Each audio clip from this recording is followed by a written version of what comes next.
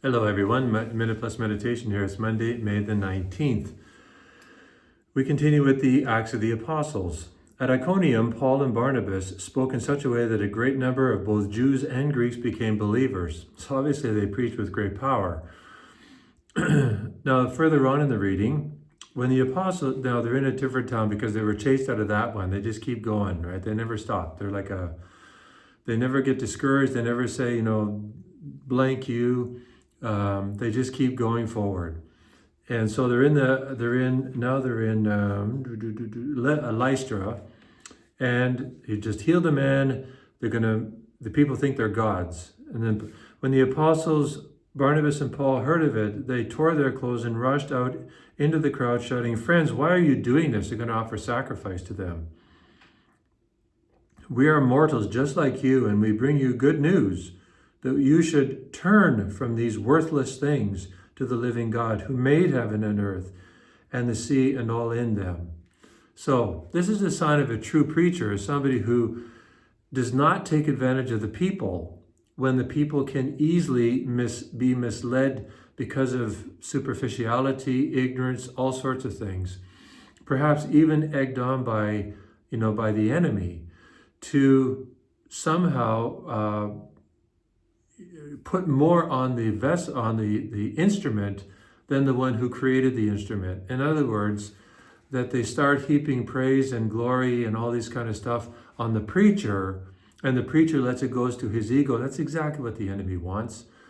Rather than giving all glory to God and directing people to God, directing people to Jesus Christ, and not getting in the way. That's what's really critical, is we don't get in the way because we have a creeping ego. We have an imperial ego. We have an ego that seeks dominance because it's infected by original sin. We have to recognize this and intentionally refuse, to allow this to happen with the grace of God, which He will make available to us. So Paul and Barnabas never let this happen. This is what sanctity really is. I have been sent. I'm not the one who sends, right? That's the true preacher. And I've been sent in the line of the apostles, their succession. Okay, and that's always important for us to keep in mind. Even in our role as teachers, don't get in the way. We're just an envelope. We carry the message. The message is Jesus Christ. So what St. Josemaria used to teach. Okay, over to the Gospel, John 14. So before the festival of the Passover, Jesus knew that his hour had come. This is a typical header to these Gospels. So during the supper, Jesus said to his disciples, "They who have my commandments and keep them," that's the key, "and keep them are those who love me. And those who love me will be loved by my Father, and I will love them and reveal myself to them." So this seems to be one of the criteria, a criteria upon which a person, upon which the gift of faith is granted to a person. Even if it's not done consciously, but if it's done sort of unconscious, in a sense unconsciously, or there's an interior desire to live the commandments. Not only to know the commandments, but to live the commandments, this seems to dispose one to faith.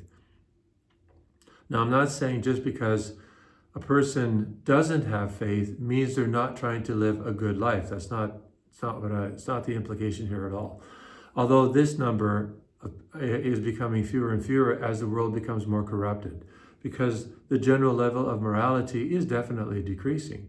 We see, it doesn't take a rocket science to know this.